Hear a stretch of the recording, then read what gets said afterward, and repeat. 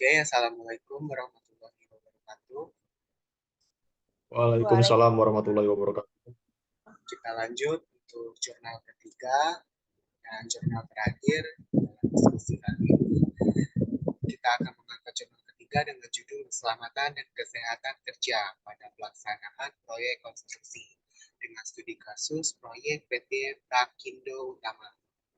Tulis oleh Bobi Rocky Kani dari Fakultas Teknik Jurusan Sipil Universitas Samratulangi. Oke, untuk abstrak dan pemaparan pertama, kami persilakan kepada saudari Eni. Kepada saudari Eni, waktu dan tempat dipersilakan. Baik, terima kasih kepada moderator. Abstrak, masalah keselamatan dan kesehatan kerja atau K3. Secara umum di Indonesia masih sering terabaikan. Ditunjukkan dengan masih tingginya angka kecelakaan kerja. Sektor jasa konstruksi adalah salah satu sektor yang berisiko terhadap kecelakaan kerja. Di samping sektor utama lainnya, yang pertanian, perikanan, perkayuan, dan pertambangan. Perancangan K3 dibuat berdasarkan pedoman atau standar OASA 18001, juga sesuai dengan peraturan dan standar teknik terkait konstruksi di Indonesia, bahkan juga menurut undang-undang dan peraturan yang dikeluarkan oleh pemerintah. Pada penelitian ini, langsung mengadakan survei di lapangan untuk mengidentifikasi mengenai resiko K3, serta pembelajaran bagaimana tindak penanganan yang baik terhadap resiko K3 pada kegiatan proyek pembangunan PT Trakindo Utama. Dari hasil penelitian dapat didapatkan bahwa masih banyak tenaga kerja yang tidak mengetahui tentang K3. Pendahuluan latar belakang. Setiap tahun ribuan kecelakaan terjadi di tempat kerja yang menimbulkan korban jiwa, kerusakan materi, dan gangguan produksi. Pada tahun 2007, menurut Jam Sostek, tercatat 65.474 kecelakaan yang mengakibatkan 1.451 orang meninggal. Dengan demikian, angka kecelakaan mencapai 930 kejadian untuk setiap 1.000 pekerja setiap tahun. Oleh karena itu, jumlah kecelakaan keseluruhan diperkirakan jauh lebih besar, bahkan menurut penelitian World Economic Forum pada 2006, angka kematian akibat kecelakaan Indonesia mencapai 17-20 untuk setiap 100 pekerjaan. Keselamatan kesehatan kerja harus dikelola sebagaimana dengan aspek lainnya perusahaan, seperti operasi, produksi, logistik, sumber daya manusia. Menurut Kemenkes 05 tahun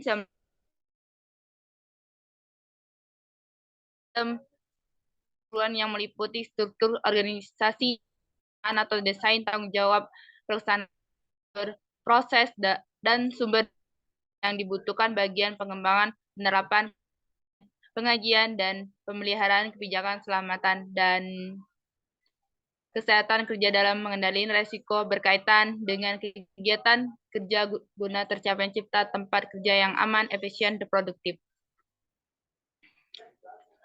Baik, terima kasih. Kembali kepada moderator.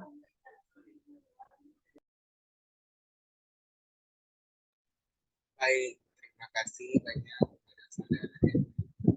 Di sini saya akan melanjutkan materi dari saudara Eni.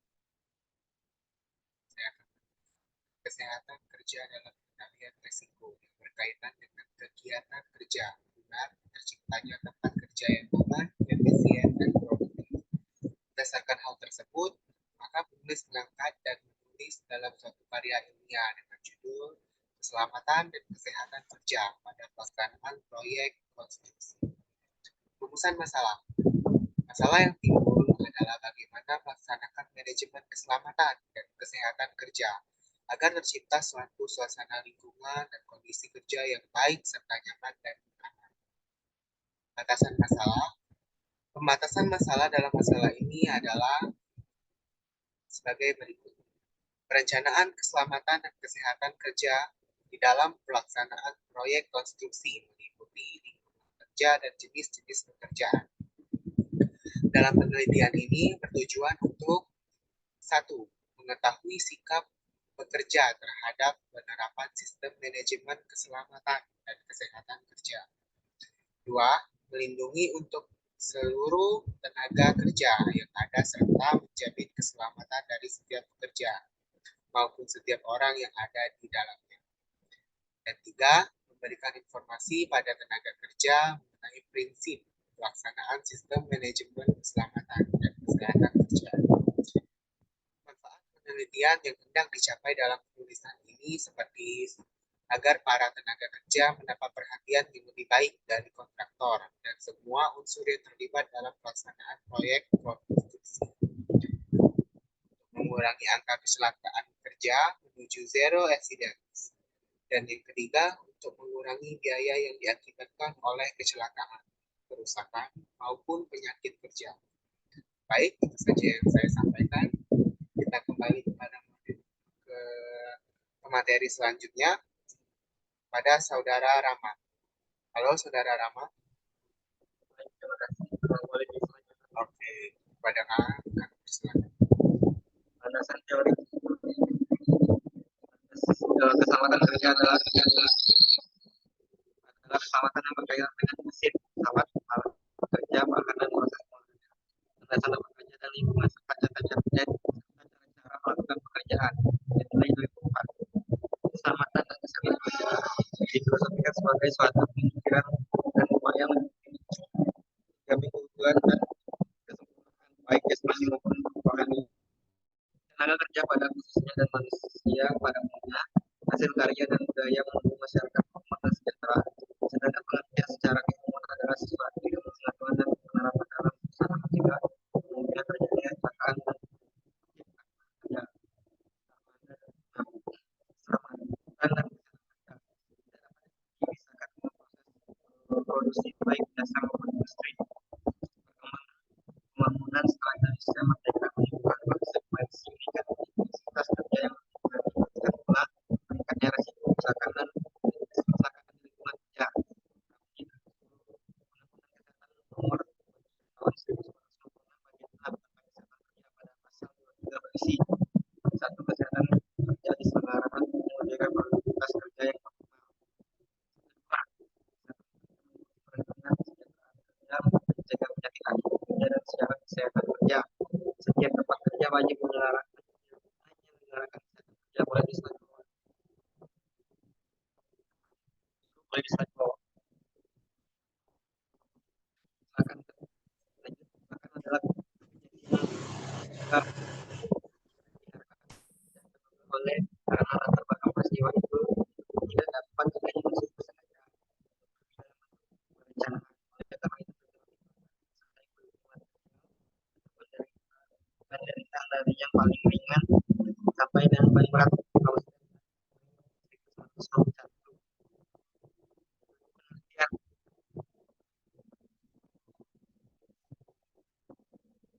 Boleh slide.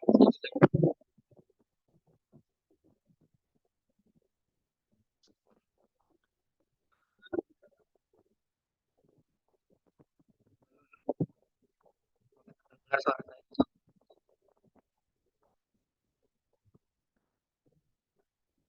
Baik, mungkin sampai sini saja saya kembalikan ke moderator. Baik, terima kasih kepada Rama. Selanjutnya, kami mohon kepada Saudara Farid menyampaikan dari jurnal. Halo, Saudara Farid. Baik, terima kasih moderator. Dan saya akan melanjutkan materi selanjutnya, yaitu adalah metodologi penelitian. Data yang digunakan dalam penelitian ini terdiri atas dua, yaitu data primer dan data sekunder. Data primer adalah data yang diambil sendiri dari lapangan. Data primer pada penelitian ini adalah mengenai kondisi lokasi pekerjaan, jenis-jenis pekerjaan yang berhubungan dengan K3 pada proyek konstruksi. Pada penelitian ini, teknik pengumpulan data diambil dengan cara observasi atau pengamatan untuk meneliti proses suatu pekerjaan proyek konstruksi dengan menitik beratkan pada jaminan keselamatan dan kesehatan kerja, melindungi tenaga kerja.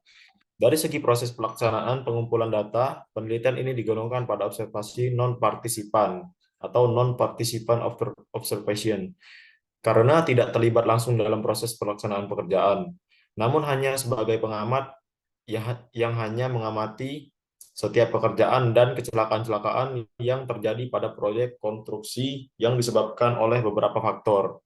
Sedangkan data sekunder adalah data yang diperoleh dari kontraktor. Data sekunder berupa uraian pekerjaan, data tentang tenaga kerja, dengan data-data lainnya yang didapat langsung dari kontraktor. Dan selanjutnya hasil dan pembahasan data proyek. Nama proyek adalah pembangunan Trakindo Utama, lokasi proyek Maumbi, Kabupaten Minahasa Utara. Kontraktor PT Cakra Buana Megah. Perencanaan K3 yang baik dimulai dengan melakukan identifikasi bahaya, penilaian risiko, dan penentuan pengendaliannya. Tanpa perencanaan, sistem manajemen K3 tidak akan berjalan dengan baik. Dalam melakukan hal tersebut, harus dipertimbangkan sebagai persyaratan perundangan K3 yang berlaku bagi organisasi serta persyaratan lainnya seperti standar, kode, atau pedoman perusahaan terkait atau yang berlaku bagi organisasi. Baik, itu saja yang dapat saya sampaikan. Saya kembalikan pada moderator.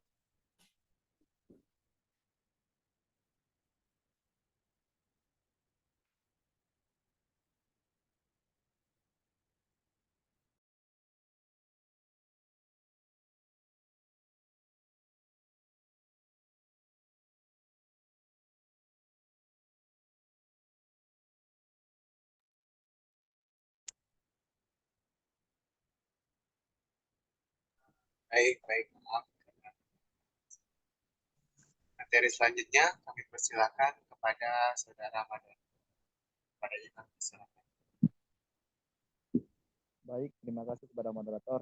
Saya di sini akan melanjutkan pemaparan materi dari pekerjaan penggalian. Yang pertama itu ketentuan umum. Sebelum penggalian pada setiap tempat kita sarana harus terlebih dahulu oleh orang yang ahli. Yang kedua, sebelum pekerjaan dimulai pada setiap tempat, kalian memberi kerja harus melakukan pemeriksaan terlebih dahulu atas segala instalasi bawah tanah seperti saluran pembuangan, pipa gas, pipa air, dan konduktor listrik yang dapat menimbulkan bahaya selama waktu pekerjaan. Yang ketiga itu apabila perlu untuk mencegah terjadinya kecelakaan, kalian dimulai. Gas air, listrik, dan prasarana umum lainnya harus dimatikan atau dihentikan alirannya terlebih dahulu. Yang keempat, apabila tidak dapat digunakan alirannya, benda tadi harus pagari, tarik ke atas atau di apabila diperlukan untuk mencegah bahaya, karena harus dibersihkan dari pohon-pohon, batu-batu besar, dan rintangan-rintangan lainnya sebelum penggalian dimulai. Pekerjaan fondasi, persyaratan umum. Yang pertama itu mesin pemanjang atau wheel reverse. Harus ditumbuh oleh dasar yang kuat seperti balok kayu yang berat, bantalan beton, atau fondasi penguatan lainnya. Yang kedua, bila perlu untuk mencegah bahaya, mesin pemanjang harus diberi tali atau rantai penguat secukupnya. Yang ketiga, mesin pemanjang tidak boleh digunakan di dekat jaringan listrik. Yang keempat, bila dua buah mesin pemanjang digunakan pada suatu tempat, maka jarak antara mesin-mesin tersebut tidak boleh kurang dari panjang kakinya yang terpanjang. Yang kelima, fasilitas untuk mencapai lantai kerja atau platform dan roda penggerak atau pulley pada ujung atas harus berupa tangga yang memenuhi persyaratan. Yang keenam, lantai kerja dan tempat kerja operatornya harus terlindungi dari cuaca. Yang ketujuh, kerekan pada mesin pancang harus sesuai dengan persyaratan. Yang ke-8, bila pemancangnya harus dilakukan miring, A harus diberi pengeimbangan yang sesuai. B, instrumen yang didirikan harus dilindungi terhadap kemungkinan tergelincir. Yang ke-9, saluran uap atau udara yang terbuat dari pipa baja atau semacamnya. 10, sambungan pipa atau hose harus diikat dengan tali Baik, mungkin itulah pemaparan materi yang saya dapat sampaikan. Saya kembalikan ke moderator. Terima kasih. Selanjutnya, kami persilakan kepada Saudara Ari untuk memaparkan materi. Halo, Saudara Aryo. Maaf kalau sedikit berisik. Terima Ya. kasih pada moderator. Ya, Bapak. Saya akan menyampaikan lanjutan materi yang disampaikan oleh Madon. Teknis aman untuk penempatan dan pengerjaan. B. Menunjukkan tipe kekuatan pengaturan bagian yang menumpu gaya muatan. Dilengkapi dengan perhitungan kekuatan, atap, dan struktur berat lainnya yang dibuat dengan bahan-bahan prebrian set. 2. Selama pembangunan harus dicatat data sehari-hari mengenai kemajuan pembangunan, termasuk data yang mempengaruhi kekuatan beton menurut waktunya. Penutup. Kesimpulan, berdasarkan hasil penelitian dan pengelolaan data yang dapat dilakukan, maka dapat ditarik kesimpulan yang akan disampaikan oleh Jimli Mapalingga. Pada Jimli, saya persilakan. Baik, saya akan melanjutkan yang telah dibacakan oleh Aryo. 1. Masih kurangnya pengetahuan tentang keselamatan kesehatan kerja dari para pekerja mengenai keselamatan dan kesehatan kerja. 2. Dengan adanya sistem manajemen keselamatan dan kesehatan kerja, para pekerja dapat sedikit terhindar dari kecelakaan dan penyakit kerja. 3. Sistem manajemen keselamatan dan kesehatan kerja yang ada dapat dikatakan belum terrealisasikan dengan baik. Saran, 1. Program ketiga harus lebih ditingkatkan lagi supaya para pekerja lebih merasa aman dan nyaman. 2. Perusahaan harus lebih lagi mensosialisasikan program ketiga untuk meningkatkan dukungan pekerja terhadap program ketiga yang nantinya juga meningkatkan komitmen pekerja terhadap perusahaan. Baik, terima kasih. Baik, terima kasih kepada semuanya.